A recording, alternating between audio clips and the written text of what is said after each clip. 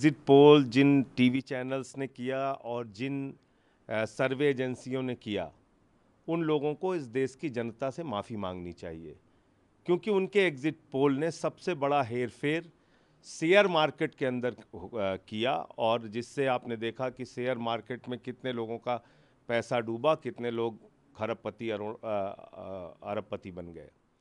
दूसरा काम क्या हुआ कि प्रशासन तंत्र को, चुनाव आयोग को और जनता को भ्रमित करने का काम एग्जिट पोल ने किया। मैं पिछले 3 दिन से लगातार कह रहा हूं कि एग्जिट पोल के जो नतीजे दिखाए जा रहे हैं ये वास्तविकता से कोसों दूर है। आपने 37% वोट शेयर तमिलनाडु में दिखा दिया, 14% वोट शेयर बीएसपी का उत्तर प्रदेश में दिखा दिया। आपने इंडिया गठबंधन के वोट शेयर तो ज्यादा दिखाए लेकिन सीटें कम कर दी उत्तर प्रदेश में। यह हेरफेर क्यों किया एग्जिट पोल ने?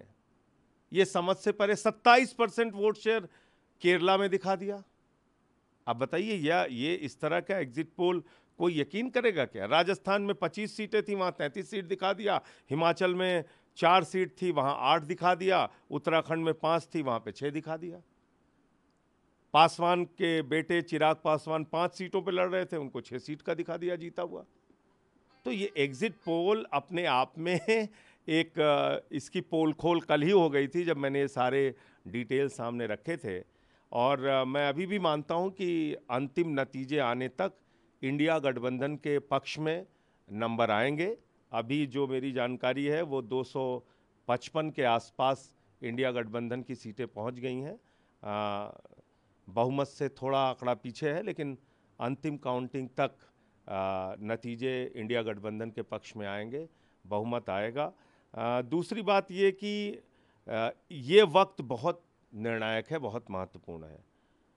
अंतिम समय में जब काउंटिंग हो रही होती है उस वक्त छोटे छोटे मार्जिन की जो सीटें होती हैं 2000, 4000, 5000 की, उसमें गड़बड़ी की बहुत संभावना होती है।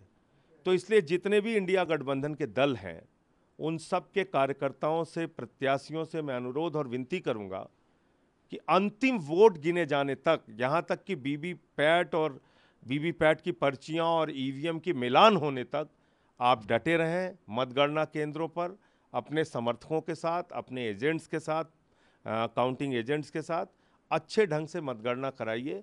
और मैं समझता हूँ ये एक बहुत बड़े परिवर्तन का संकेत है अब तक के जो नतीजे सामने आए हैं। आम आदमी पार्टी पंजाब में 3 सीटों पर लीड कर रही है, अच्छी लीड है, क्या कहना चाहेंगे? और दिल्ली में अगर बात करें तो उस पर क्या कहना चाहेंगे?